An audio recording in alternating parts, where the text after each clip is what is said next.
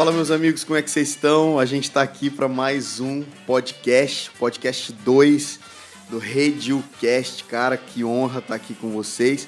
Espero que primeiro a nossa igreja esteja aqui ouvindo a gente. Um abraço para toda a nossa igreja. Na verdade, todas as nossas casas, na Trindade, no Jardim Catarina e também, quem sabe, até lá na Redil Lanzarote, na Espanha. A gente tem uma igreja lá. Um abraço para todo mundo se vocês estão ouvindo a gente. E hoje eu tô aqui com um convidado muito especial, que é o meu pai, o pastor Manuel, fundador dessa casa, e a gente vai falar sobre a história da nossa igreja, o DNA da nossa igreja Redil. E aí, pai, você tá bem? Oi, Tom. Boa noite a todos. Bom dia, boa tarde. Bom dia, boa tarde, verdade. A gente não sabe quando a pessoa tá ouvindo. Que vai ouvir, né? Boa noite a todos. Bom dia, boa tarde a todos aí que estão nos ouvindo. Para mim está sendo um prazer e uma honra estar aqui com você, né? A gente compartilhando esse podcast junto. Estou muito bem, estou muito feliz e tenho certeza que vai ser um tempo muito bacana que nós vamos compartilhar aqui.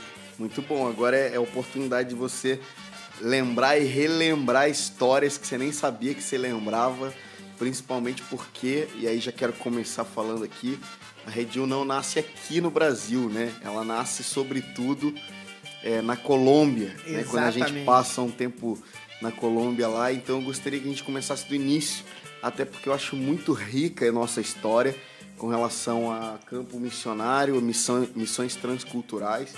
Eu gostaria que a gente começasse do início da tua chamada para missões. Vamos do começo. Então, você como um jovem da igreja, fala de que igreja você era, fala de o que queimava no teu coração. Vamos lá. Ok. Então, se é para começar do início, então vamos começar lá em 1980. Meu Deus do céu! Quanto tempo! Muitos dos que estão ouvindo nem sonhavam em nascer. Não mesmo? Né?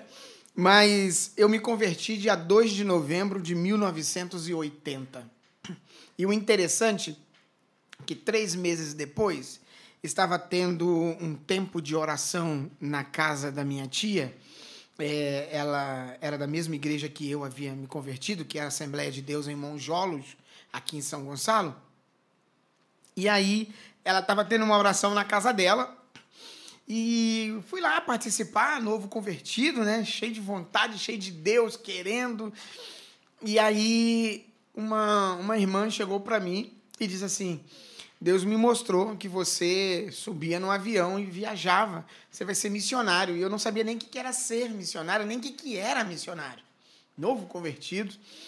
E eu fui e perguntei à minha tia o que era ser missionário. E ela meio que me explicou, mais ou menos, do jeito dela. Até que eu encontrei uma amiga chamada Edi Alves, que conhecia tudo de missões, amava e ama missões até hoje. E ela me ensinou e me explicou e me indicou alguns livros para ler. E aí eu comecei a me aprofundar dentro disso. Comecei a ler bastante sobre missões. Naquela época não tinha internet, né? Nem existia internet. Era na base dos livros mesmo. E aí eu comecei a pesquisar muito sobre missões, procurar saber um pouco mais. Aí, aonde tinha uma conferência missionária, eu ia para ouvir dos missionários, ouvir das pessoas que estavam falando, e aquilo foi acendendo no meu coração, né? Aí eu comecei a orar especificamente sobre isso. E então eu comecei a pesquisar, conhecer bastante sobre isso, até que eu conheci, em uma conferência, eu conheci uma missão chamada Missão Kairos. A Missão Kairos é uma missão que ela basicamente treina missionários transculturais para enviar para outros países.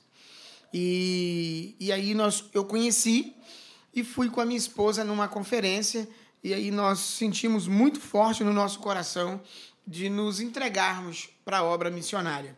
Vocês casaram que ano? Nós casamos em 1900... Você tá a fim de me pegar, você tá a fim de me chamar de velho, né?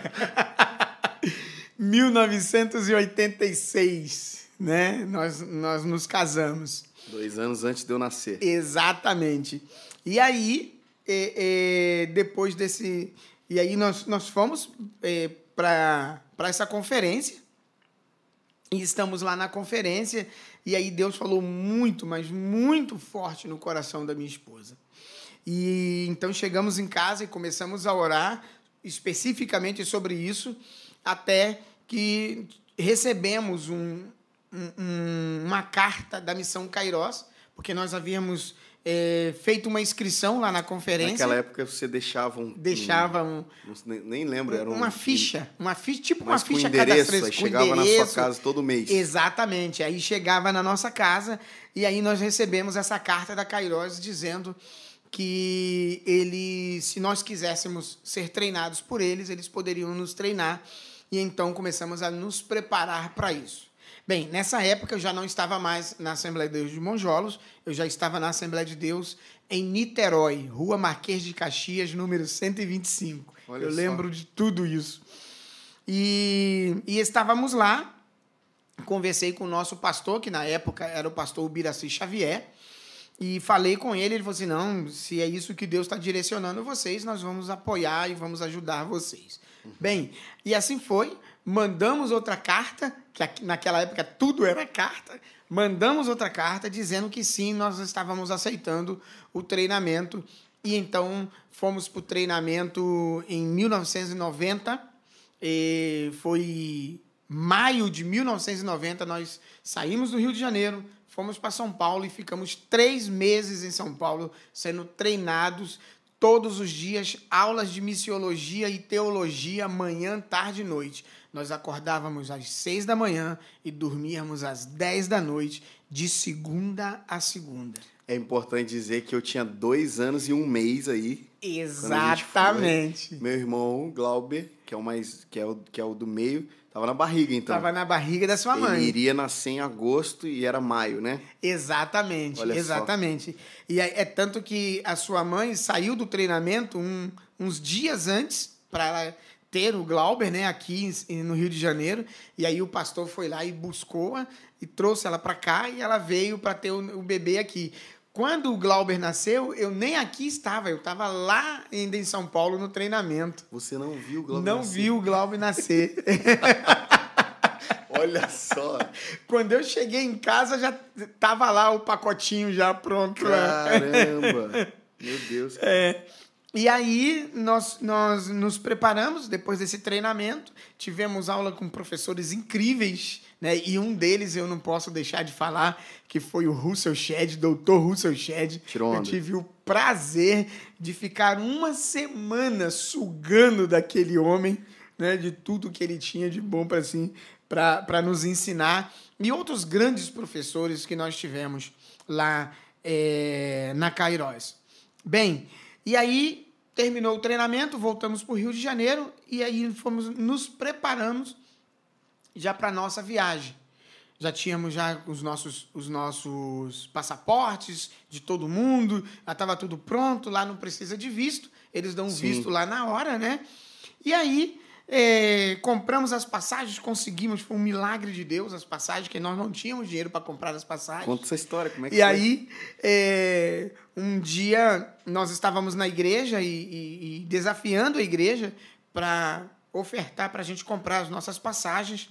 Então, um empresário que foi lá naquele dia, ele então ofertou na nossa vida e comprou a passagem da família para a gente ir para a Colômbia. E aí fomos para a Colômbia, partimos para a Colômbia e Deus foi incrível. Para a gente foi assim algo surreal. A primeira vez que nós estávamos viajando, saindo do nosso país, né, indo para a Colômbia. E agora eu lembro de um detalhe, Tom, muito interessante, que quando nós estávamos tirando o passaporte da família na Polícia Federal aqui em Niterói, a moça falou assim, foi preencher lá os dados, né? Falou assim, nossa, que família bonita, vocês vão passear, né?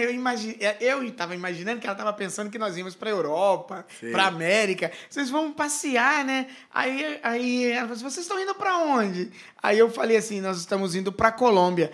Ela parou com aquele, estatalou o olho, parou assim, soltou a caneta e falou assim, o senhor é louco de levar sua família para a Colômbia?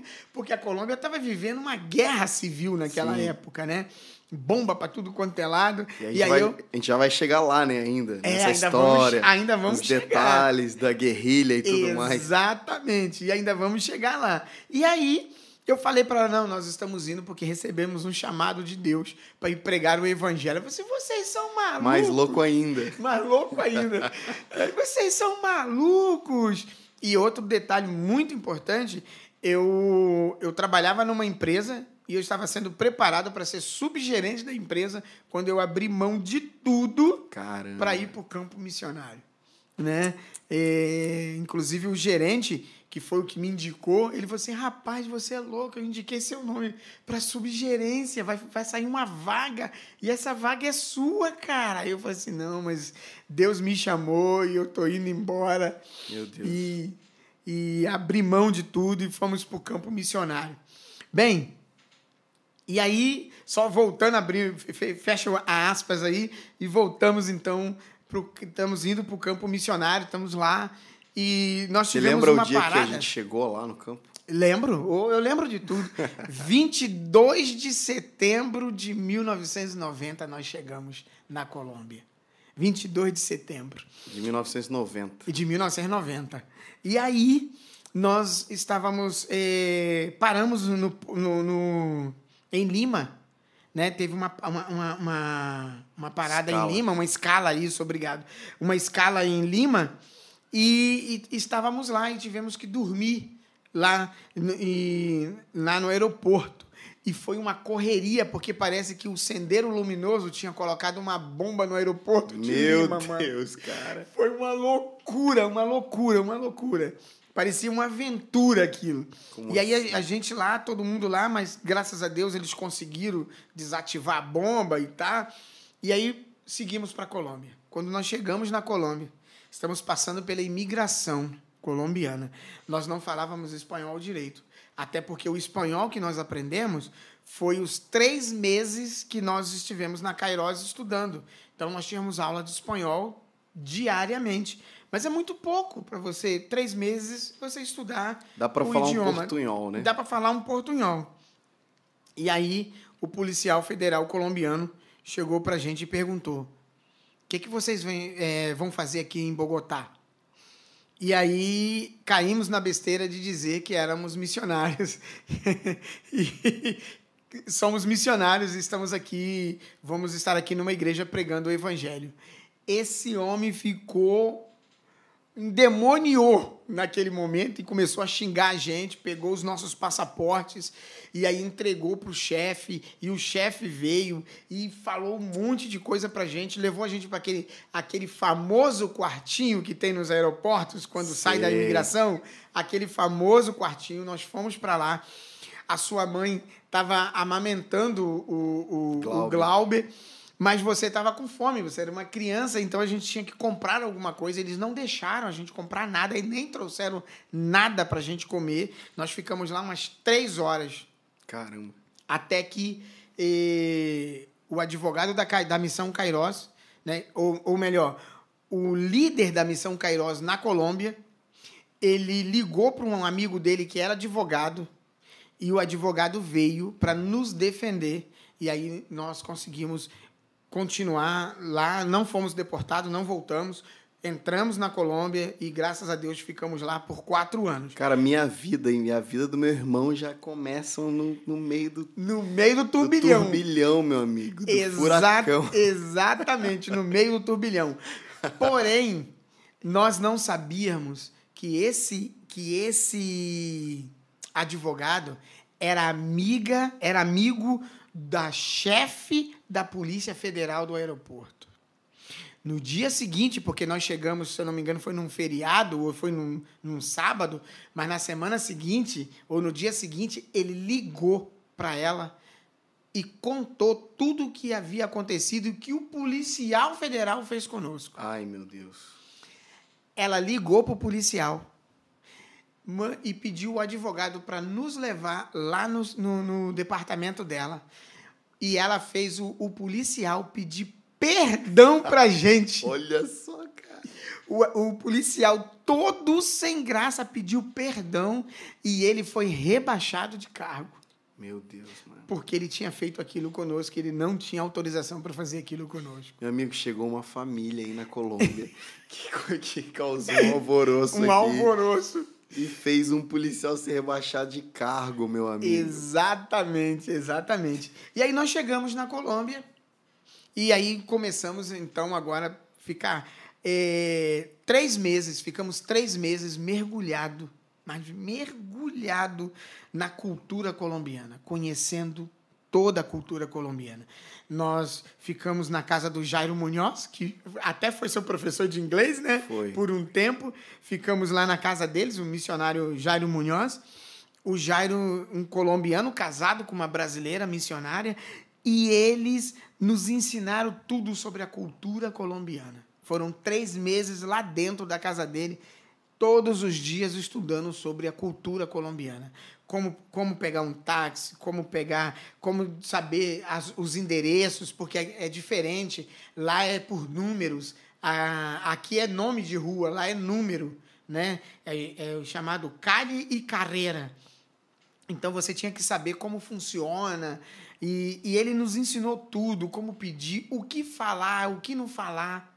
Porque tem aquelas questões que tem muitas coisas que que pra gente aqui é palavrão e que pra eles não é. Sim. Da mesma forma, tem muitas palavras que pra eles são palavrão e pra gente não é. Então, aprender todos esses Fala aí detalhes... uma palavra aqui, brincadeira. Por exemplo, pra gente, cuca. Cuca não é palavrão. Não. Né? A gente fala, fulano de tal, ele é da cuca. Né? Não é palavrão, mas para eles é um palavrão muito feio que não se pode falar. Né? Então, esses detalhezinhos ele foi nos ensinando. E aí, depois de 3 meses, nós começamos, então, a trabalhar na igreja num bairro chamado Férias. Olha o nome do bairro, Férias. Uhum. E aí fomos para uma igreja chamada Cruzada Cristã, que eram de uns americanos. E eles tiveram que sair do país correndo por causa da guerrilha e do narcotráfico, que estavam matando muitos estrangeiros e principalmente americanos e canadenses. E aí nós chegamos, latino-americanos, chegamos e assumimos a igreja. E aí eu comecei, então, a minha primeira igreja a pastorear. Foi aí, eu estava mais ou menos com 25 anos de idade. Uau. Comecei a pastorear a primeira igreja, que foi a Cruzada Cristã, lá nesse bairro chamado Las Férias, né? E aí começamos a desenvolver o trabalho. E eu descobri que a igreja era uma igreja grande, né?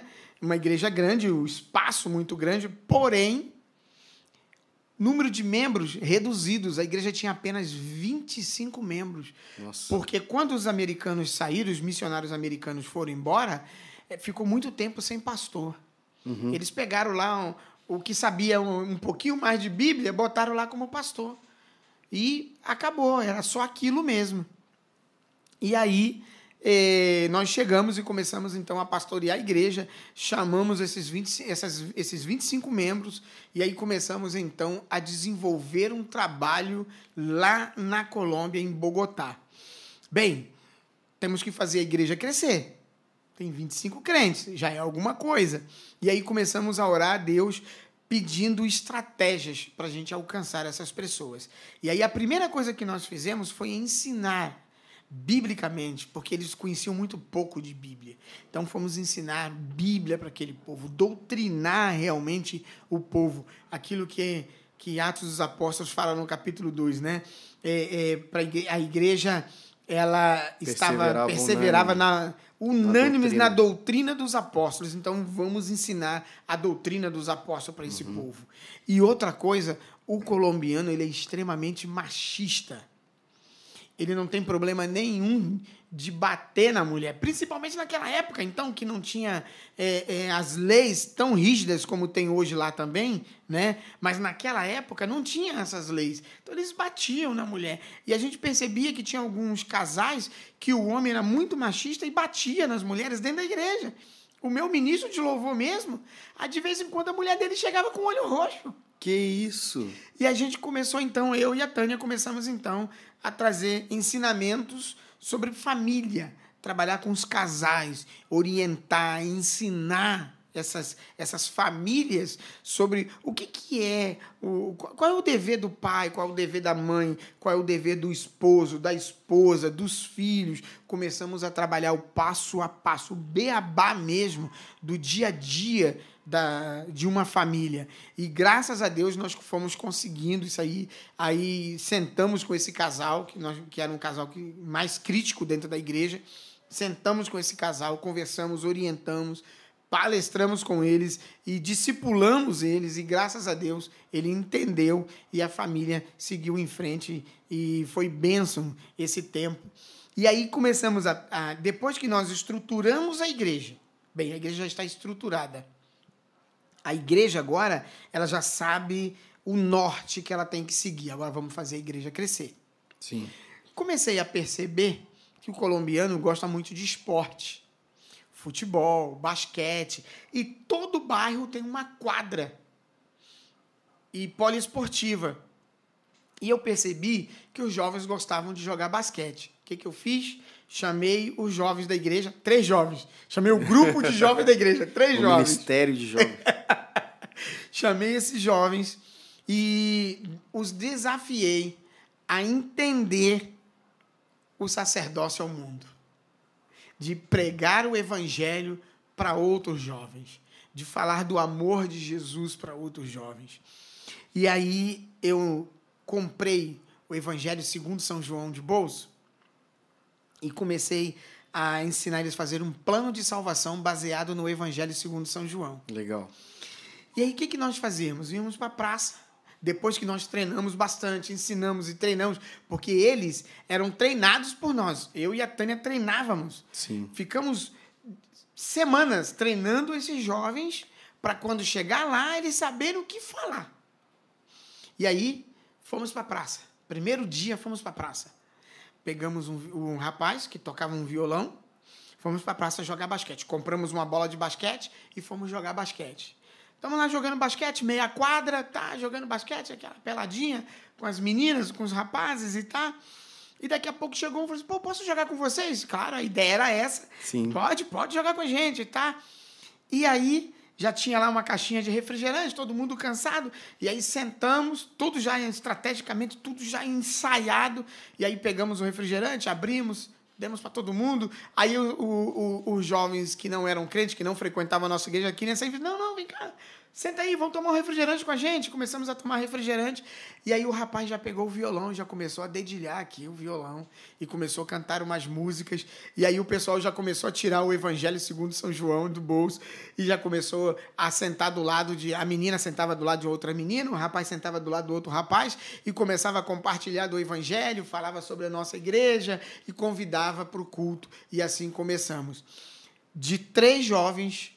pulamos para 25 jovens. Uau. Que era exatamente o mesmo número de pessoas que nós tínhamos na igreja. Sim. E aí começamos a desenvolver esse trabalho, e esse trabalho ficou por muito tempo, pelo menos em todo o período que eu fiquei como pastor da igreja, esse trabalho foi desenvolvido lá entre os jovens. Em Bogotá, né? Em Bogotá. Depois nós vamos chegar em Medellín. É, porque a nossa vida tem 2 fases, uma em Bogotá e outra em Medellín. E outra em Medellín, exatamente. Que ano... É nessa fase aí que o Andrés nasce? Exatamente. O Andrés nasce no ano seguinte. Nós chegamos em 90, o Andrés nasceu em 91. Acho que estava muito fértil, né? O solo estava muito fértil. E porque Bogotá é muito frio, né? Então tinha que dormir bem... Entendi. Não precisa dar detalhe, não. Tinha que dormir bem pertinho, né? Aí já viu. E aí... começamos, então, um outro trabalho. Esse com os jovens estava funcionando, estava muito legal. Conhecemos, Tom, um trabalho que o próprio governo colombiano, ele incentivava as igrejas católicas a fazer. Não igrejas evangélicas, mas igreja católica. Que era ter uma creche dentro da igreja, porque a igreja tinha tempos ociosos. Né? E a igreja católica tem muitas salas, né? Sim, faz estrutura, as catequeses, né? Exatamente. E aí, nós falamos assim, poxa, nossa igreja é uma igreja grande E nós temos um tempo muito ocioso aqui, que não tem nada. Por exemplo, manhã e tarde, não tem nada na igreja. Só tem à noite. O que nós podemos fazer para trazer a comunidade, trazer o bairro para dentro da nossa igreja? E aí fomos atrás do governo para que eles abrissem um precedente para a gente ter a oportunidade de também ter uma creche comunitária, assim como a Igreja Católica tinha. E conseguimos. Uau! Conseguimos. Como funcionava? O governo, nós indicávamos os professores, que não eram bem professores, eram orientadores, né? Indicávamos os orientadores, e todas essas orientadoras, na realidade, que eram todas mulheres, indicávamos, e o governo treinava essas meninas para como cuidar das crianças, o que falar, o que ensinar e tal. E treinava essas orientadoras, e eles pagavam meio salário mínimo para cada uma delas. Isso ajudava também as pessoas, porque era um bairro muito pobre. O bairro Las Férias era um bairro pobre, então acabava esse dinheiro servindo para elas terem alguma coisa dentro de casa. Dava uma cesta básica para cada orientadora, e todo o instrumental de canecas, pratos, porque era café da manhã, almoço e janta. Antes das crianças saírem às 5 horas da tarde, eles já saíam jantados. Uau. Todos. E ali nós começamos a pregar o evangelho para aquelas crianças. Uma coisa que me chamava muito a atenção, quando dava 5 horas da tarde, que as mães vinham buscar os seus filhos, a gente percebia que tinha crianças que não queriam voltar para casa. Choravam. Puxa vida. Por quê? Porque às vezes o pai estava bêbado, batia na mãe, batia na criança. Teve uma vez que nós vimos, tinha uma criança que estava com a cabeça machucada, porque o pai dava soco, dava paulada na criança. Nossa. E uma criancinha de 5, 6 anos de idade. Você imagina uma criancinha como o Ben, coitado, recebendo uma paulada na cabeça. Ai, meu Deus do céu. E aí, essas crianças começaram a receber carinho, amor lá na igreja, e não queriam ir embora. E aí nós aproveitávamos, trazíamos a mãe para perto e começávamos a compartilhar do amor de Jesus para essas mães. E com isso a igreja começou a crescer. E aí de 25 membros, nós pulamos para 80 membros. Nossa! Quando o jardim, a creche comunitária funcionou, e o governo viu que estava funcionando, porque nós chegamos a ter 90 crianças dentro da nossa igreja. Uau! 90 crianças. Quando o governo percebeu que estava funcionando, eles nos chamaram para nos dar uma outra atividade, que aí entra o trabalho da sua mãe. Aí entra a sua mãe, que era cuidar de mães gestantes e lactantes. Como essas mães são muito pobres, não tinham, e muitas delas nem higiene direito tinham, nem faziam, eles treinaram um grupo, que aí a sua mãe estava nesse grupo, e ela que encabeçou esse grupo, para cuidar dessas mães gestantes e lactantes, dando palestras, dando material de higiene para elas, ensinando, por exemplo, como lavar uma mamadeira, né? Vai dar mamadeira para o bebê, tem que lavar para depois dar de novo, botar água quente, tudo isso, ensinando os detalhezinhos, porque elas não sabiam fazer nada disso e nem faziam nada disso. E aí, com isso, nós começamos a evangelizar essas mães, trazer essas mães para a igreja, e assim a igreja começou a crescer. E aí, muitas pessoas lá do bairro já conheciam a nossa igreja, já nos conheciam. Esses aí são os brasileiros que estão aí. Todo mundo chamava de os brasileiros. E aí aconteceu uma coisa muito interessante, que uma vizinha falou assim: ô, brasileiro, ó, o padre está falando mal de você lá na igreja. Por quê? Porque muitas pessoas já não estavam indo mais na igreja católica. Queriam ir lá na nossa igreja para nos conhecer. Um belo dia, estava tendo uma missa, e eu falei assim, eu vou entrar aqui para ver se isso é verdade mesmo. E entrei na missa. a igreja grande. Entrei na missa, sentei lá atrás, fiquei quietinho lá atrás, sentado. E aí, quando terminou, o padre, então, falou assim, tem uns estrangeiros aí, uns brasileiros, cuidado, tá? Porque eles podem pegar seus filhos e levar embora para o Brasil, para vender os seus filhos. Meu Deus. Exatamente, contando fake news, né? Fazendo fake news para exatamente intimidar as pessoas do bairro e para não frequentar a nossa igreja, mas graças a Deus as pessoas sabiam quem eram nós e o nosso trabalho, gostaram do nosso trabalho e começamos a desenvolver esse trabalho. E com isso, quando nós saímos, depois de 2 anos, saímos de Bogotá e fomos para Medellín, já deixamos a igreja com um pastor treinado por nós e a igreja com 80 crentes caminhando, seguindo em frente. E aí recebemos um desafio de irmos para Medellín começar uma igreja do zero, na sala da nossa casa. Peraí, isso foi a Missão Kairos que deu o desafio. Então ela acompanhava a gente lá na Colômbia, lá em Bogotá, e ela percebeu que já estava, entre aspas, consolidado, e falou, agora vocês vão lá para Medellín, é isso? Exatamente, agora vão para Medellín e vão começar um trabalho do zero em Medellín. E aí mudou tudo. Por quê? Porque em Bogotá era um bairro muito pobre, e nós tínhamos que viver como eles viviam, né? Agora nós estávamos indo para Medellín, para um bairro de classe média alta, então tivemos que mudar tudo, inclusive o nosso guarda-roupa. Nossa maneira de vestir. Até tudo. Porque o clima era diferente. O clima também é diferente. Lá o clima já é mais gostoso, né? Lá não é igual aqui, mas lá é 28 graus, é calor para eles. 28, 30 no máximo é calor para eles, né? E em Bogotá não. Bogotá era 14 graus. Uau! A temperatura média de Bogotá é 14 graus. Bem, e aí fomos para Medellín.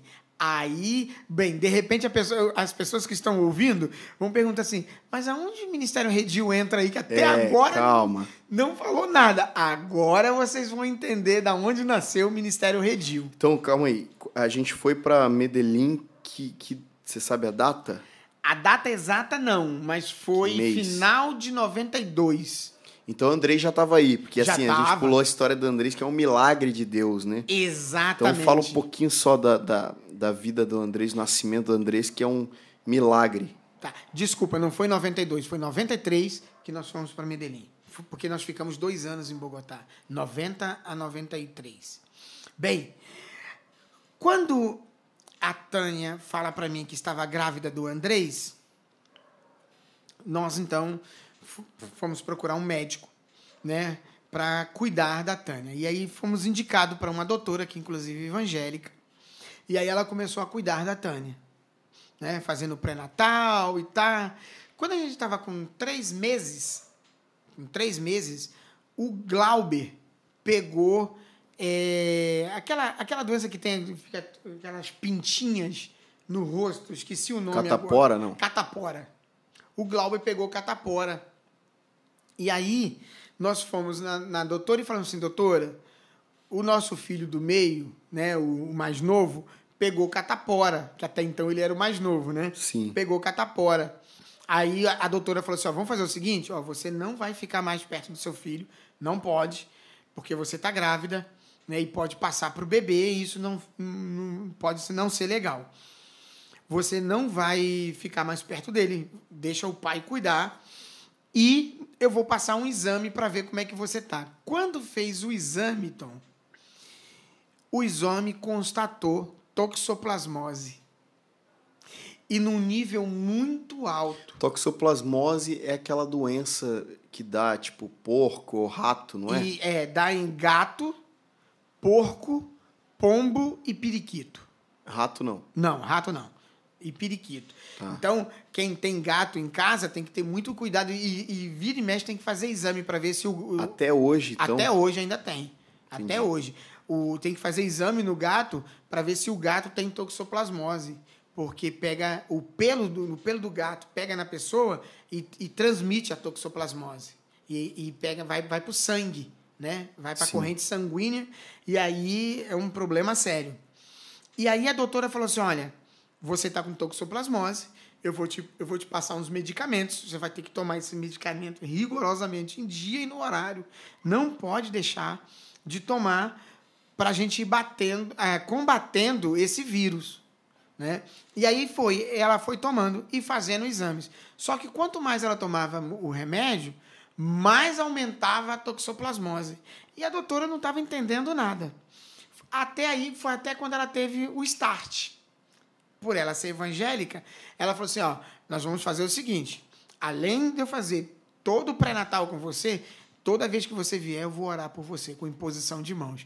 E aí eu costumo brincar dizendo o seguinte, que o pré-natal da Tânia foi o pré-natal mais espiritual que eu conheci na minha vida, porque ela chegava, a doutora botava ela na maca, a primeira coisa que ela fazia era impor as mãos sobre a barriga da Tânia e começar a orar e profetizar cura para o Andrés. E aí, ela fazendo todo o processo até que ela marcou, então, já no último dia do pré-natal, na última visita, ela falou assim, olha, o coraçãozinho do bebê quase não escuta. Eu quero que vocês já se preparem para o pior. Ele pode nascer morto ou nascer com algum problema mental ou físico, tipo sem uma perna, sem um braço, cego, doente mental. Ele pode nascer assim. Então, já estou avisando a vocês para vocês se prepararem. E aí, marcou a cesariana, né? Perfeito. Tudo certinho, para 10 dias depois, já na clínica certinho, nunca me esqueço, na Avenida Caracas, com 88, né? Clínica Nuestra Senhora del Pilar. Hoje já não existe mais essa clínica lá. Inclusive, em 2017, quando eu fui na Colômbia, eu passei lá para ver se a clínica já não era mais a clínica, já era uma outra coisa. Aonde o Andrés nasceu. E aí, estava tudo certo, quando, de repente, no dia que o Andrés nasceu, né, era um domingo de manhã, estávamos nos preparando para ir para o culto, porque o culto lá na Colômbia era domingo de manhã, estávamos nos preparando, quando, de repente, a bolsa da Tânia estourou. E foi já uma coisa, assim, absurda, porque ninguém esperava aquilo. Sim. Até porque ninguém estava esperando um parto normal. E aí, a bolsa estourou, eu liguei para a doutora e falei assim, ó, doutora, a bolsa estourou. E ela falou assim, mas como assim? Eu falei assim, estourou, então, ó, leva agora para o hospital. Aí já pegou um irmão lá na igreja que tinha um carro, colocamos ela e fomos para o hospital. E aí, começou todo o preparativo, a doutora conseguiu todo o andar da clínica só para a Tânia. A Tânia ficou num lugar exclusivo, só para ela. Todo um andar só para ela, que era exatamente o mesmo andar onde ficava a sala de cirurgia. E aí, depois ela chegou e me chamou lá fora e falou assim, olha, Manuel, você se prepara, tá? Porque ele pode nascer morto, como eu disse para vocês. Jesus, tá? cara. Se preparem, a gente está preparando tudo, a gente não está entendendo nada, porque ela está com dilatação. Tudo indica que vai ser parto normal. Sim. Tudo indica que vai ser parto normal. E como foi o parto normal? E eu fiquei ali na porta, né, da sala de cirurgia, tentando ouvir, e quando, de repente, eu ouvi o choro do Andrés. Quando eu ouvi o choro do Andrés, eu entrei de porta dentro. E o enfermeiro, o senhor não pode entrar, e me segurou. E quando eu olhei assim, eu vi a doutora levantando o Andrés e chorando. Uau. E dando glória a Deus. E o Andrés assim no alto, ela apresentando. Eu imaginei isso, ela apresentando Sim. o Andrés ao Senhor ali naquele momento. Glória a Deus. E aí eles me tiraram ali da sala na hora, né? Me tiraram da sala. E depois ela veio, falou assim, olha, tá tudo bem, ele tá perfeito, não nasceu com nenhum problema físico, agora vocês têm que ficar só de olho para ver o desenvolver da parte mental, né, Sim. dele, e também a cor, se ele ficar muito amarelo, vocês, então, trazem aqui para a clínica. Vocês vão procurar o médico tal e tá aqui o cartão dele. É ele que vai cuidar de você, do Andrés e da sua esposa. Aí eu falei assim, mas por quê? A senhora não vai ficar mais? Ela falou assim, não, eu estou indo embora para o Canadá. Eu vou fazer uma pós-graduação no Canadá. Aí ela falou assim, eu só fiquei aqui só esperando o parto da sua esposa. Nossa. E aí eu falei assim, olha, eu tenho que saber o que eu tenho que pagar. Aí ela falou assim, você só vai pagar a clínica, porque a minha parte eu estou ofertando na vida de vocês. Meu Deus do céu. Incrível, foi um milagre de Deus. E aí nós fomos acompanhando, levando no pediatra, direitinho como ela mandou. E graças a Deus o André está aí hoje, né, grande já, casado e no campo missionário. Hoje ele é um missionário aí pregando o evangelho. Mas graças a Deus, né, esse grande milagre na vida do Andrés que aconteceu lá em Bogotá. Nossa, bem, cara. E aí nós vamos agora para Medellín. Vamos começar em Medellín, então? Medellín. Chegamos em Medellín. E aí vai surgir, então, Igreja Redil. Vai surgir agora em Medellín. Mas o mais interessante é que eu vou para Medellín para plantar uma igreja batista. Olha só. Olha que coisa interessante. Eu, até então, assembleiano, ter que plantar uma igreja batista. Muito interessante, para mim foi uma das maiores experiências da minha vida. Foi assembleiano, pentecostal, fogo puro, reteté, ter que plantar uma igreja batista em Medellín. Mas Deus nos deu graça e nós fizemos com toda a destreza. É tanto que a igreja lá, ela nos deu uma carta de apresentação para a Igreja Batista Brasileira. Se eu quisesse me membrar em qualquer igreja batista, era só apresentar essa carta que estava lá, as recomendações da Igreja Batista Colombiana me recomendando para a Igreja Batista Brasileira. Demais. Mesmo eu sendo, até então, um assembleiano, né? Muito bem. E aí nós chegamos em Medellín, fomos morar num bairro chamado Bairro América. Bem, para quem gosta de história e gosta e conhece um pouquinho sobre a história de Pablo Escobar, vai descobrir que Pablo Escobar morreu exatamente no bairro América, onde nós morávamos, né? E nós morávamos a 3 quarteirões da casa dele, mas isso aí é mais para frente. Mas vamos falar como nós chegamos. Sim. Chegamos em Medellín, fomos morar num bairro chamado América, que é o bairro que, como eu falei, e aí começamos a orar a Deus pedindo uma estratégia, assim como nós fizemos lá em Bogotá. Pedindo uma estratégia. Deus nos deu uma estratégia. Porque você imagina, chega um casal com 3 filhos, um deles bebê, a plantar uma igreja num bairro, numa cidade que a gente nem sabia como funcionava. E aí começamos a orar ao Senhor e pedindo estratégias de como evangelizar aquele povo. Percebemos que o colombiano gosta muito de ouvir rádio. Muito de ouvir rádio. Muito, muito, muito, muito. É tanto que eles gostam muito de... E eles acompanham a corrida de ciclismo, né?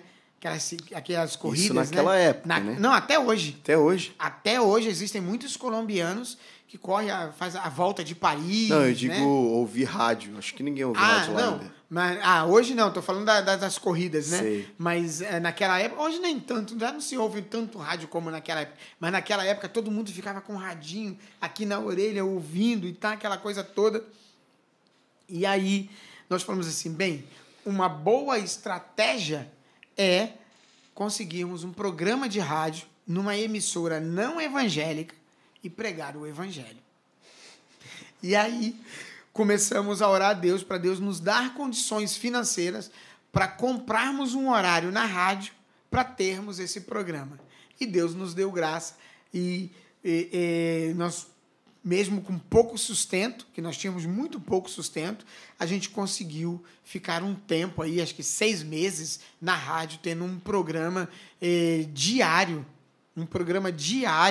que a gente chamava de Luz, Paz e Vida. Luz, Paz e Vida. A gente não sei se tem ainda em casa. Não tem mais. Não tem mais? Não. A gente tinha as fitinhas, né? Cassete, isso, que a gente ouvia. Por isso que eu lembro. Luz, paz e vida. Exatamente. Naquela época, na fita cassete, olha só. Fitinha cassete. E aí, começamos esse programa, e a ideia era um programa de orientação familiar, porque como nós percebemos que em Bogotá deu certo o trabalho com as famílias, assim, poxa, vamos usar essa mesma estratégia, só que agora no rádio. Sim. Né? E aí começamos a fazer isso, a começar a trazer orientação familiar. Eu e a Tânia fazendo o programa de rádio. Começamos a receber alguns... o que a gente deixava o número do nosso telefone residencial e também começamos e deixávamos o que eles chamam lá de apartado aéreo, que aqui é chamado de caixa postal. Levando em conta que naquela época não existia as redes sociais e nem internet. Não existia internet, não cara. existia Olha só. internet. Nós estamos falando de 93, 94. Pode ser que estava começando alguma coisa de internet naquela época, sabia? Mas assim, cidadão normal não tinha acesso à internet naquela época. Não tinha acesso. Então a gente deixava a nossa caixa postal e deixávamos também o nosso telefone residencial. E aí as pessoas iam ligando para a gente, para receber aconselhamento. E aí começamos, então, a trazer essas pessoas para dentro da nossa casa e começar a compartilhar do Evangelho com elas. Caramba! E aí começou a Igreja Batista em Medellín, né? Dentro da nossa casa no bairro América, em Medellín. E aí começou.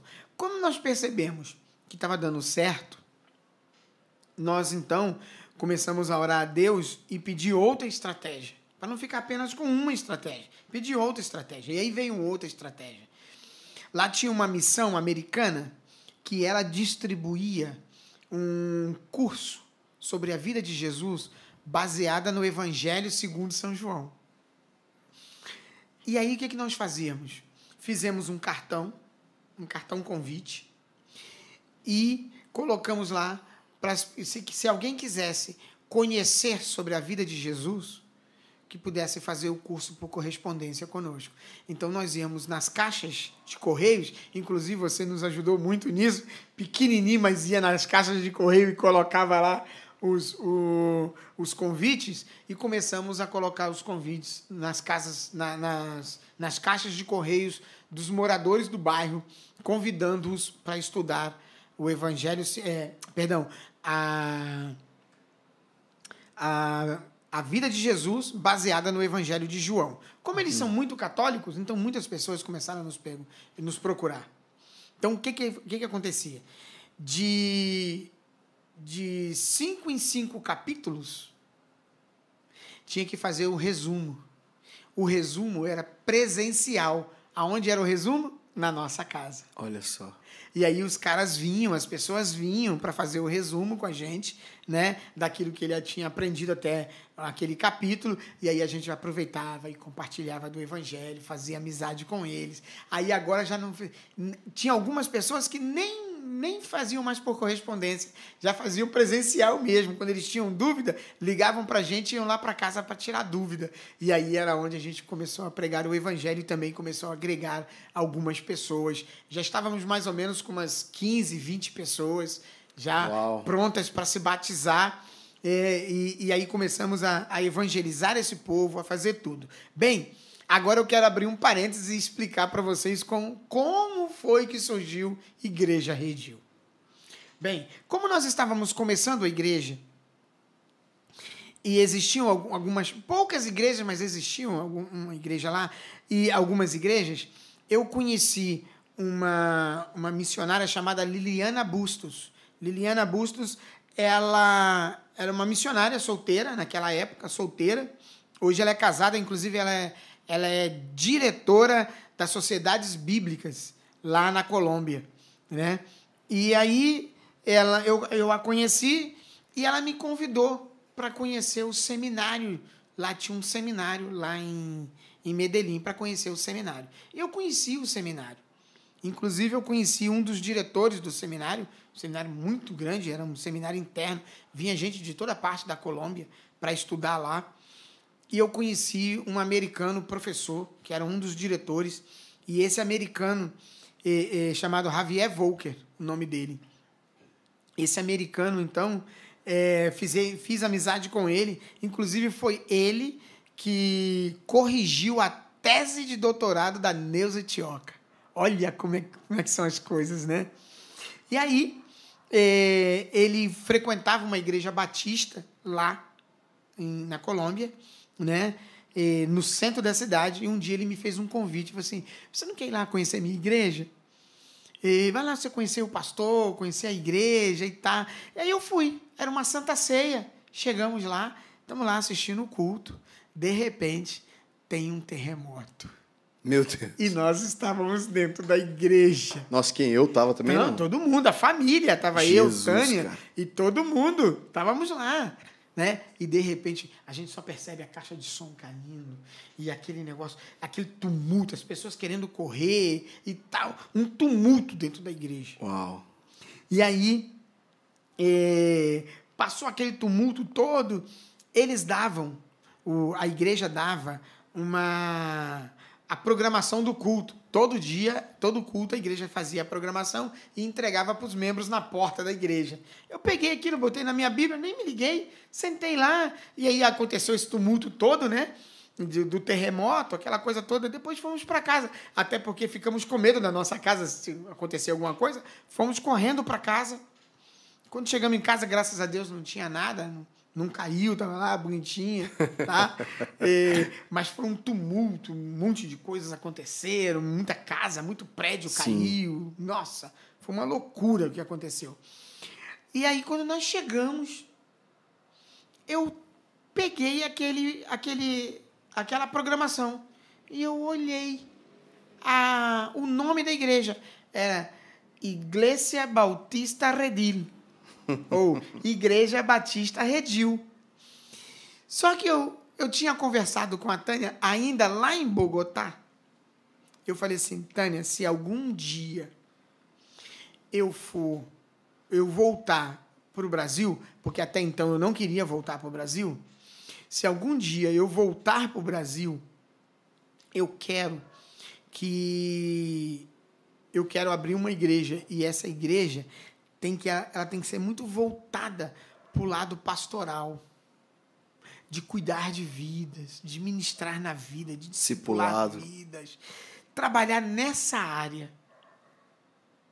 E isso foi lá em Bogotá, em 92.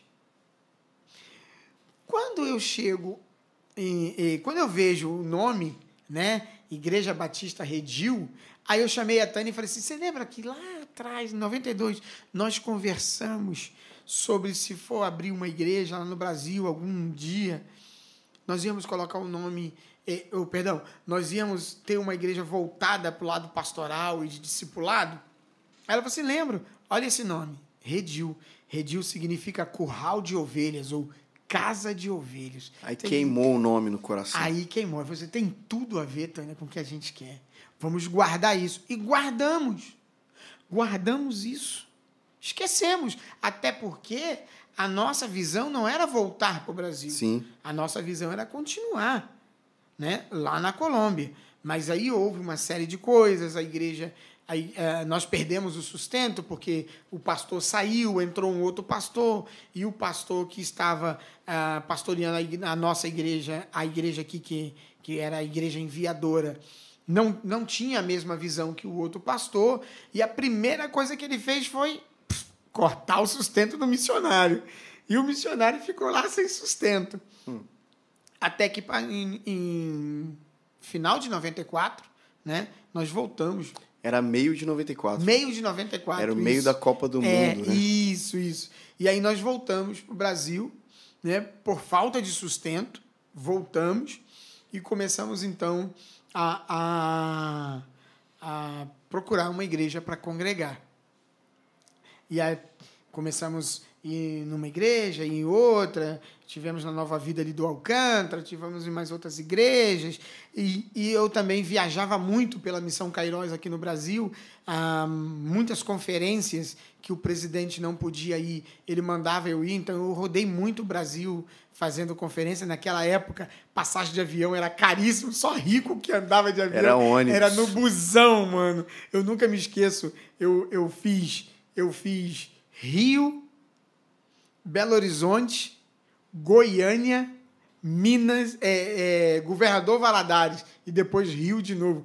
Tudo de ônibus. Só de Goiânia para Governador Valadares foram 18 horas dentro de um ônibus. Jesus, eu nunca cara. me esqueço disso. Um detalhe aqui. Quando você falou assim que a gente foi na Nova Vida do Alcântara, eu tenho uma dessas memórias longe, assim, da gente entrando na Nova Vida. Não sei se foi nessa época, eu acho que sim. E eles estavam cantando Você e eu somos um corpo, sei lá. Você e eu. E eu lembro dessa música, toda vez que eu ouço, já não ouço essa música já faz muito tempo, mas toda vez que eu ouvia essa música, que era uma tradução do Ronquenole ainda, Isso mesmo. eu lembro do dia, da atmosfera, assim, do clima que a gente encontrou lá na igreja Nova Vida do Alcântara. Exatamente. Nossa, a igreja lotada, todo mundo cantando. E tava no auge, né, essa música. Era incrível. Eu não sei quem gravou aqui no Brasil, mas ficou bem conhecida. E aí, começamos então a procurar a igreja ali, aqui, até que chegamos. Eu revi um amigo, né, que quando eu estava na Assembleia de Deus, lá no centro de Niterói, ele congregava comigo, e eu o encontrei no centro do Alcântara. E aí eu conversando com ele, falei assim, e aí, rapaz, como é que você tá? Quanto tempo? Não sei o quê e tá. E contando um pouco das experiências que eu tive na Colômbia, aquela coisa toda. E aí ele falou para mim assim, rapaz, eu não tô mais lá na Assembleia, não. Eu agora tô numa igreja aqui, Centro Evangelístico. Era Centro Evangelístico. Centro Evangelístico aqui no Alcântara, tá? E aí foi toda uma história, aí depois nós fomos lá para Rema e fomos congregar na Rema. Centro Evangelístico e virou Rema. Virou Rema, exatamente. Igreja Evangélica Rema. Isso. E aí fomos lá, congregamos lá com o pastor Paulo, ficamos lá um bom tempo. Depois o pastor Paulo nos levou, nos enviou para Jardim Catarina e começamos a comunidade evangélica Rema lá em Jardim Catarina. Só para situar o pessoal, porque eu espero que não só pessoas da nossa igreja, da nossa cidade, do nosso estado ouçam isso. Jardim Catarina é um bairro aqui da nossa cidade de São Gonçalo, que ele é o maior bairro plano da América do Sul. Exatamente. Ele tem aproximadamente uns 200 mil habitantes. Eu acho que tem até um pouquinho mais, mas estão dizendo que é 200 mil habitantes, mais ou menos. É tipo um bairro do tamanho de uma cidade média, né? Então, exatamente. Então a gente foi enviado para lá. Exatamente. E aí, nós estamos lá em Jardim Catarina, trabalhando com a igreja, fazendo a igreja crescer, e a igreja começou a crescer. Só que aí depois Deus nos deu uma palavra com respeito à nossa caminhada, né? Solo, vamos dizer assim. E aí eu orei ao Senhor e fui até o pastor Paulo conversar com o pastor Paulo, que até então ele era o pastor presidente da igreja na época, e conversamos com ele e pedimos a bênção dele para nós caminharmos sozinhos. E ele nos abençoou. Eu achei assim aquilo muito incrível, que ele orou por nós, nos abençoou, e tudo que estava na igreja, todos os móveis da igreja, tudo que estava na igreja, ele falou assim, olha, eu não quero nada, isso aí tudo fica com vocês, está tudo debaixo da bênção, segue o ministério de vocês e que vocês prosperem lá em Jardim Catarina. E assim foi. E hoje, então, aí, quando tivemos que escolher um nome, aí acendeu a luz. Quando acende a luz, eu falei para Tânia, chegou a hora de nós pegarmos aquele nome, lembra? Uau! E aí ela falou assim, é mesmo? Vamos trabalhar em cima disso e vamos colocar o nome. Naquela época, estava muito na moda comunidades, né? Tudo era comunidade evangélica. Sim. Então, a nossa igreja ficou Igreja Evangélica Ministério Redil, né? e que é hoje a Igreja Redil, né? E hoje, graças a Deus, nós estamos aí já com 3 igrejas, que é Jardim Catarina, Espanha e Trindade. Então, Redil, a nossa igreja Redil tem 18 anos, né? Porque nasceu 18 em anos. 2002, 4 exatamente. de novembro. 4 de agosto de 2002. Perdão, 4 de agosto de 2002. Então, Exato. fez 18 anos agora em agosto. Que legal. A gente ainda tem relação com a Rema, bastante Exatamente. relação, porque eu cresci lá com o Rafael. O Rafael tocando terror lá. Tocando terror juntos. Inclusive, você está ouvindo isso depois, talvez, né? Ou sei lá, quem é da nossa igreja pode estar ouvindo isso antes. Eu vou estar lá ministrando no aniversário da igreja Rema. 25 anos da igreja. Olha só, dia 28 agora de dezembro. Muito bom.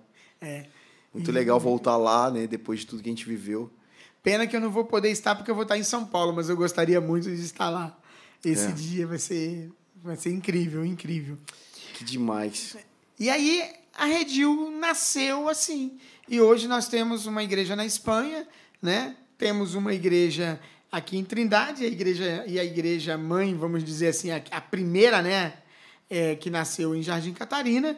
E se Deus assim nos permitir, teremos em Niterói, teremos em Itaboraí, teremos em outras cidades e, por que não, em outros estados. Já temos na Europa, por que não pensarmos em outros estados do Brasil? Verdade. E é interessante pensar que a visão não mudou, né? Exatamente. Nossa igreja continua sendo uma igreja que visa discipulado a partir do sacerdócio, do entendimento sacerdotal, uma igreja que visa o cuidado.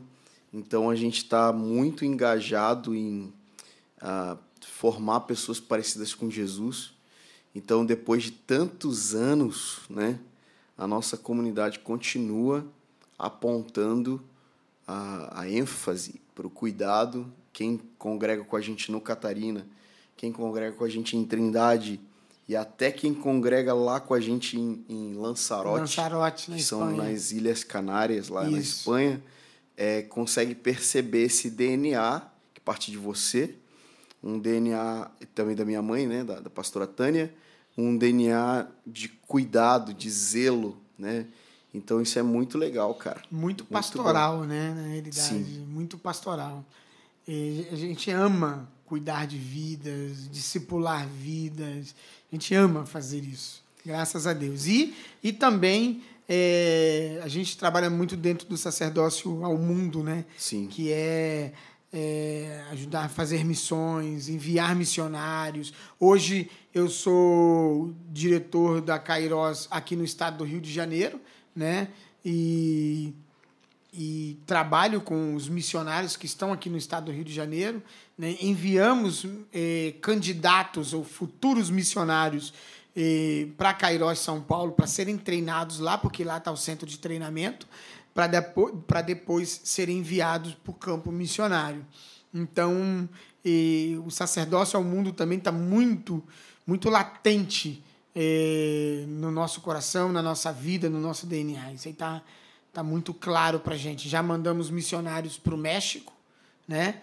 México, depois esse missionário foi para o Equador. Mandamos missionários para o Rio Grande do Sul, né? Ajudamos um missionário peruano. Esse aí apenas ajudamos, não enviamos, ele já estava lá.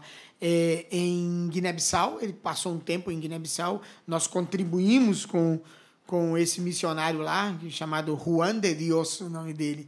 E, inclusive, um pouco tempo atrás eu estive com ele. E agora nós enviamos o nosso filho, o meu filho, né? Nosso filho, o seu irmão, o meu filho, enviamos para a Tailândia e ele está lá na Tailândia pregando o evangelho. Interessante. Exercendo o sacerdócio ao mundo. Eu ia falar disso no final, né? Que são os frutos. Andrés nasce em missões, nasce no meio de um milagre, é apresentado ao Senhor pela médica, cara. Isso é muito raro acontecer. Verdade. E hoje, como se fosse uma ironia do futuro, né? Deus separa ele e a esposa para o ministério apostólico de missões transculturais num país tão longe da gente, né? São 10 horas para frente de... São 10 horas de fuso horário. De fuso horário. Cara, que coisa. Então, hoje eu tô aqui no Rio de Janeiro contigo. Glauber tá em São Paulo. Exatamente. Glauber não é ativo no ministério eclesiástico, né? Mas é um cristão, filho de Deus, ama o Senhor, junto com a sua esposa Hannah. Estão em São Paulo trabalhando, vivendo lá. E Andrés com a sua esposa na Tailândia. E a gente vai perceber uma igreja na Espanha, nós aqui trabalhando para ampliar a visão da nossa comunidade. Então a gente vai perceber os frutos, né, dessa obra que você plantou lá naquele país. E enquanto você estava falando, me acendeu um negócio aqui, eu não sei se é de Deus. É de Deus, eu acho que é de Deus. E a gente podia começar a orar por isso, para a gente devolver essa semente que a gente plantou lá na Colômbia, hein, rapaz? Amém. Para a gente devolver essa semente. A gente plantou lá, colheu fruto, trouxe para cá, plantou a semente daquele fruto lá, plantou a semente, gerou fruto, a gente pegou um pouquinho daquela semente desse fruto que nasceu e vamos devolver lá. Vamos voltar para a Colômbia lá. Quem sabe, quem está nos ouvindo aí, seja um missionário enviado para lá. Imagina que lindo que seria. Já pensou? Meu Deus do céu. Sabe, Tom, você falando isso, eu tenho um sonho de um dia, de repente não eu, mas eu fazer parte de todo esse trabalho de nós, a Igreja Redil, plantar uma igreja lá na Colômbia, né? Não precisa ser exatamente em Bogotá ou Medellín, mas em qualquer parte da Colômbia a gente plantar uma igreja lá. Amém. Vamos orar por isso. Se você está ouvindo a gente, você já é alguém que está incumbido aí por orar por isso, porque a gente acredita muito em sermos uma resposta para o mundo. E quando a gente está falando mundo, a gente está falando de verdade. Não é um mundo São Gonçalo, não é um mundo Trindade, Jardim Catarina, é um mundo. Exatamente. E a gente sonha muito com poder abençoar o mundo com uma igreja parecida com Jesus. Então, cara, eu acho que você deveria terminar contando a história do Pablo Escobar, meu amigo, porque história aí... Então, vamos contar essa história e a gente encerra essa história com chave de ouro.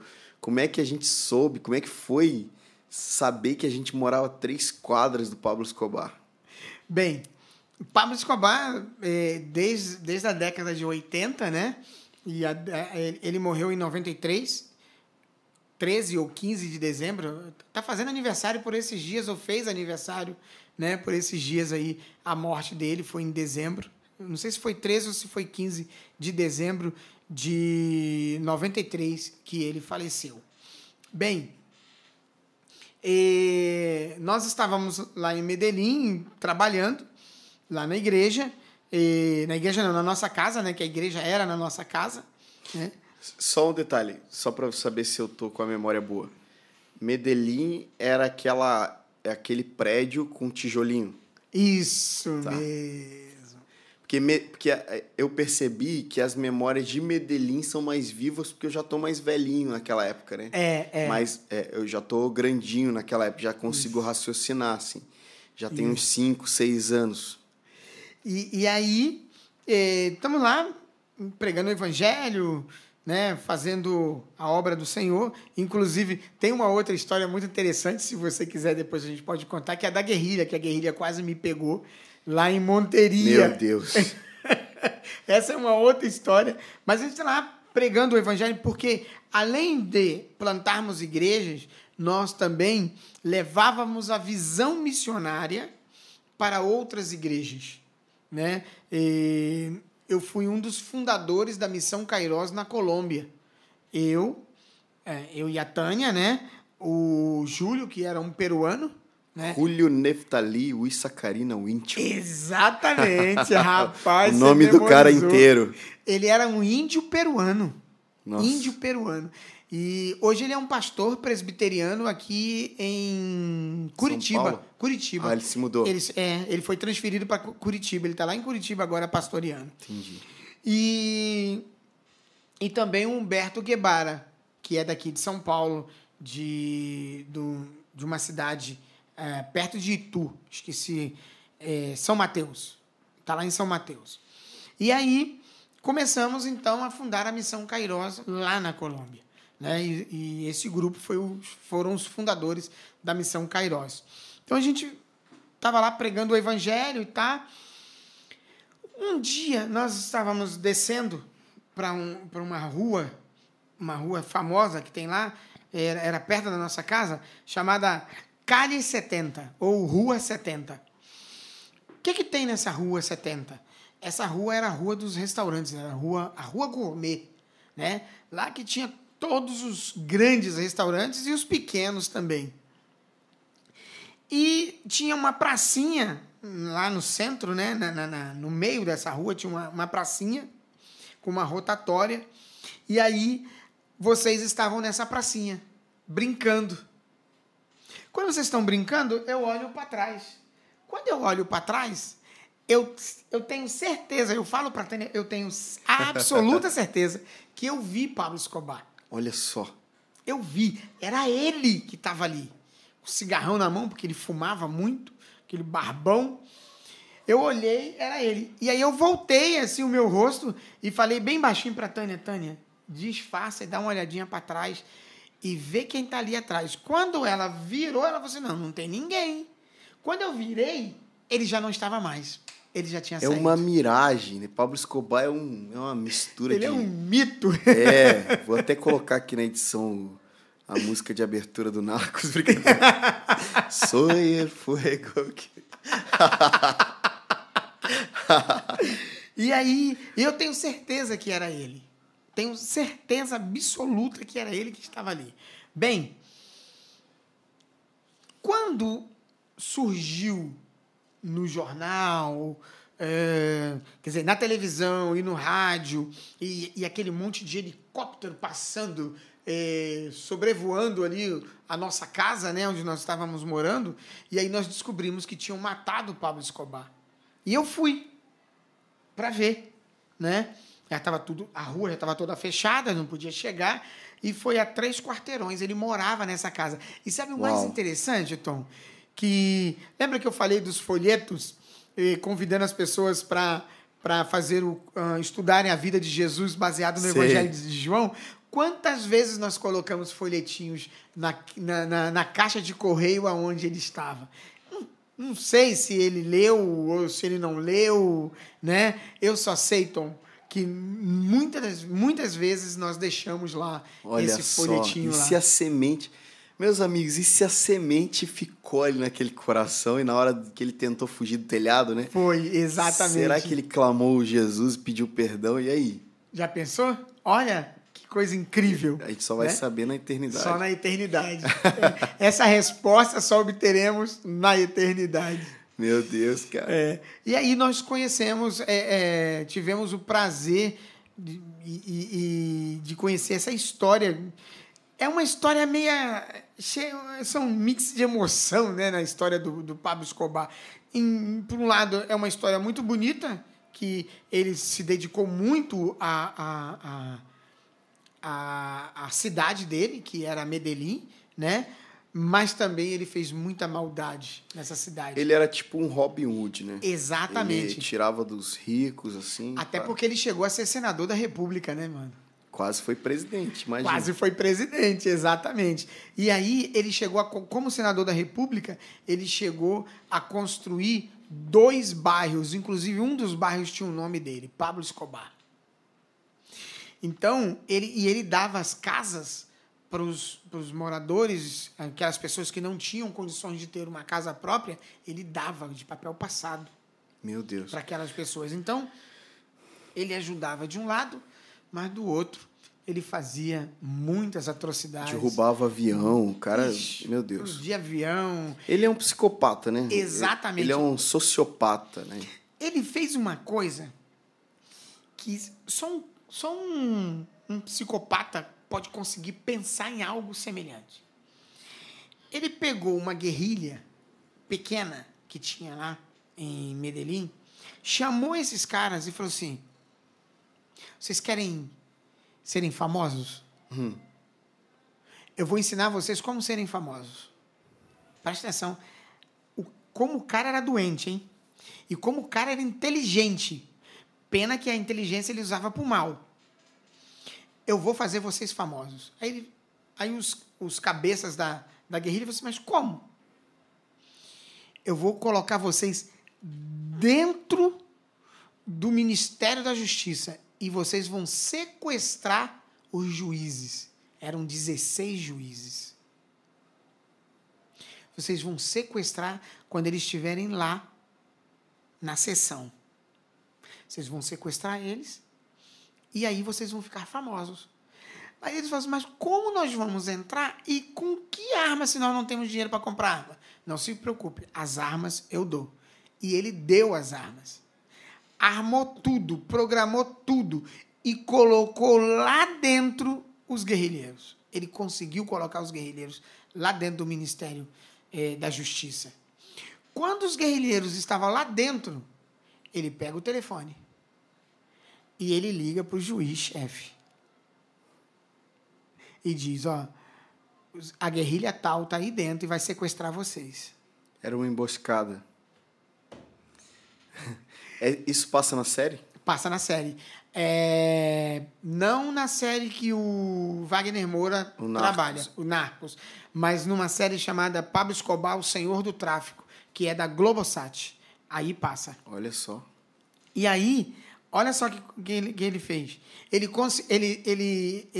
como diz o outro, matou 2 coelhos com uma paulada só. Ele acabou com os juízes, porque os juízes queriam prendê-lo e extraditá-lo para os Estados Unidos. E ele acabou com a guerrilha. Com aquela guerrilha que pegava no pé dele, porque essa guerrilha roubava a cocaína dele para comprar armas. Caramba. Olha a inteligência desse cara. Absurdo. E aí acabou sendo o maior homicídio que já teve, né, na Colômbia, assim, com respeito a juízes e pessoas de alto escalão, porque os 16 juízes morreram. Porque o exército colombiano entrou. E quando o exército colombiano entrou no Ministério da Justiça, os guerrilheiros, para não morrerem sozinhos, mataram os juízes. Caramba. Então, ele aproveitou aquela oportunidade e resolveu o problema dele rápido com uma ideia que ele teve. Infelizmente, para o mal. Caramba. Vamos rapidinho contar para a gente fechar? Fechar. Vamos fechar. Até porque está muito extenso esse podcast aí. Mas vamos fechar. Mas vamos embora, tá legal. Vamos lá. Eu fui convidado para pregar numa conferência numa cidade que é considerada como Zona Vermelha. E é Monteria, né? Monteria. E é divisa com outro país, não é? Não. Monteria está na montanha. Nas montanhas colombianas. Eu acho que eu estou confundindo com outra cidade que é divisa. Fugiu o nome da cidade. Eu acho que eu já sei qual é a cidade que você está falando. Eu vou lembrar mais na frente. Mas vamos lá. Eu fui para Monteria com um casal de missionários colombianos para ir para essa conferência. Foram eles que me levaram. A conferência era como uma igreja na Zona Vermelha pode ser uma igreja missionária. Esse era o tema da conferência. E aí, eles me mandaram a passagem aérea, naquele teco-teco de 12 lugares, né? E aquele teco-teco sobrevoando as montanhas de Medellín até chegar em Monteria. Aquele bicho, mais que balançava, parecia que ia cair, mais que balançava do que outra coisa.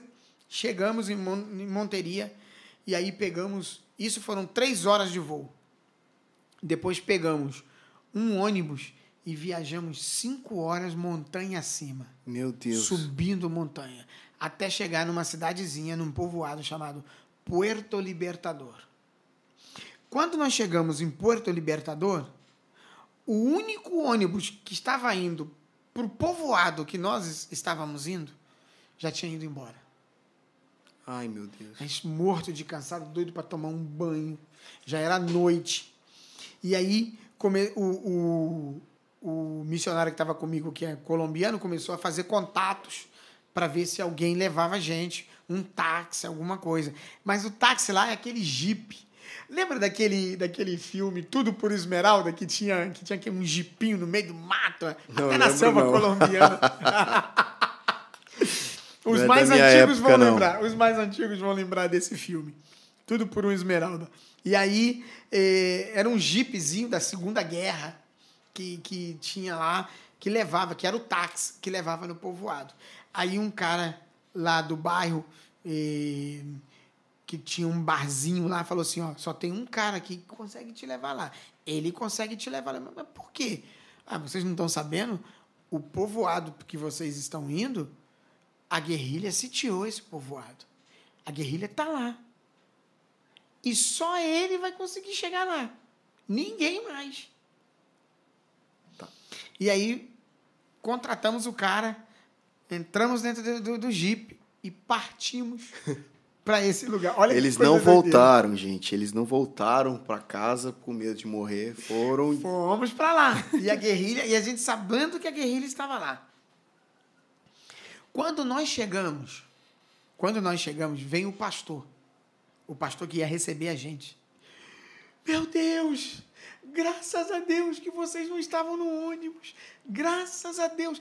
A guerrilha só estava esperando o ônibus chegar, o ônibus que nós havíamos perdido, para saquear o ônibus e ir embora.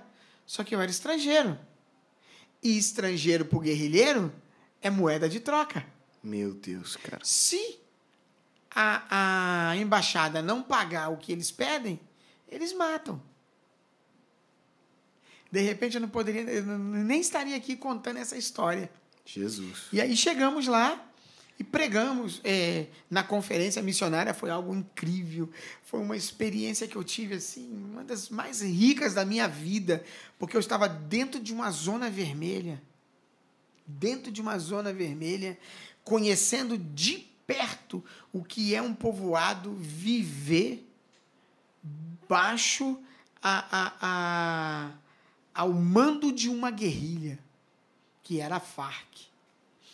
Olha, foi algo assim surreal que eu vivi ali e ouvi as histórias dos pastores que pastoreavam a igreja dentro da mata.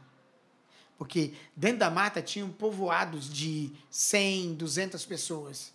E ali eles tinham igrejas, eles iam pregar o evangelho ali. Olha só. Eram experiências assim incríveis. Eu conheci um pastor que ele contou a experiência que ele foi pregar num local, num desses povoados. A guerrilha veio e falou com o pastor: pastor, vai embora com a sua família. Era ele, a esposa, a filha de 19 anos e o genro. Vai embora com a sua família. Porque quando nós voltarmos, se vocês estiverem aqui, nós vamos matar vocês. Caramba. O pastor continuou, a família continuou pregando o evangelho lá. 3 meses depois, ou 4 meses depois, eu não lembro bem, a guerrilha voltou. Mas ele não matou todo mundo.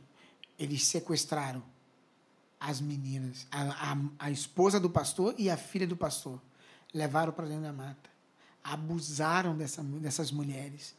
Mataram essas mulheres e jogaram o corpo na porta da igreja. Meu Deus. E aí, quando... Isso ele contando no testemunho, e eu já chorando, né? Eu já chorando com a história dele. E aí ele falou assim... E aí depois eu disse pro meu genro: vai embora. Eu não tenho mais filhas. Só tinha uma, era única, ela morreu. Você é novo, segue sua vida. E aí eu lembrei de Noemi e Ruth. E ele falou assim: não, sogro, eu tô contigo. Eu vou continuar pregando o evangelho com você aqui. Uau. E eles continuaram pregando o evangelho lá. Os guerrilheiros depois voltaram, encontraram eles lá no mesmo lugar pregando o evangelho. E aí os guerrilheiros olharam e falaram assim: não tem jeito para vocês mesmo não, né? E aí foram embora e deixaram eles lá pregando o evangelho. Mas perderam as esposas. Uau. Mas é o preço. É o Sim. preço. Caramba, que história. Terminamos assim nesse clima meio glória a Deus, mas caramba, que coisa pesada. Que coisa pesada, é verdade. Muito bom ouvir a história, muito bom, pai. Quero honrar a sua história aqui e dizer que não foi em vão.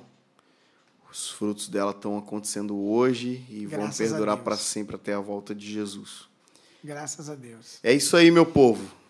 Eu gostaria que você compartilhasse esse podcast incrível com o maior número de pessoas que você puder. Seja de verdade um disseminador daquilo que a gente está falando aqui. Como eu disse, nós estamos no período de recesso. Eu sei que tem muita gente ouvindo depois, mas a gente está lançando esse podcast no período de recesso, entre as férias de 2020 e 2021. E a gente não quer deixar vocês sem conteúdo, né? sem pão da palavra de Deus e algo que vai edificar sua fé. Então a gente gostaria de dizer, cara, compartilha com a galera da igreja. Se você é do Jardim Catarina, compartilha com a galera do Catarina. Se você é da Trindade, compartilha também. Se você tá aí na Espanha, compartilhe também. É muito importante que a gente saiba a nossa história. E é isso aí. Brigadão, pai. Quer deixar aí uma palavra aí? Eu que agradeço, Tom. Foi muito legal compartilhar. Eu tava aqui compartilhando com vocês e eu tava viajando. Parecia que eu tava lá, né, vendo e fazendo tudo isso que nós fizemos esse tempo que nós passamos ali na Colômbia, esses 4 anos que pregamos o Evangelho naquele lugar. E eu agradeço também a todos que estão ouvindo esse podcast, né? Muito obrigado por vocês pararem aí um tempinho para nos ouvir nesse tempo. Não sei quanto tempo vocês vão estar ouvindo isso aí, mas eu tenho certeza que vai edificar muito a sua vida. E quem sabe Deus vai tocar no teu coração para você ser exercer o sacerdócio ao mundo, né? E ser um missionário, pregar o evangelho. Ou quem sabe Deus vai te chamar para o ministério pastoral, né? Que é a essência da nossa igreja, da Igreja Redil. Olha, Deus abençoe, muito obrigado por tudo. Beijo no coração de todos vocês. E Tom, muito obrigado. E para mim é uma honra ter aqui minha frente aqui o meu filho compartilhando esse tempo comigo. Deus abençoe. Muito bom. Isso dá mais autoridade para tudo que fazemos, né? Nossa história, nossa jornada. E é isso aí, gente. Deus abençoe muito. Até mais. Valeu. Tchau, tchau.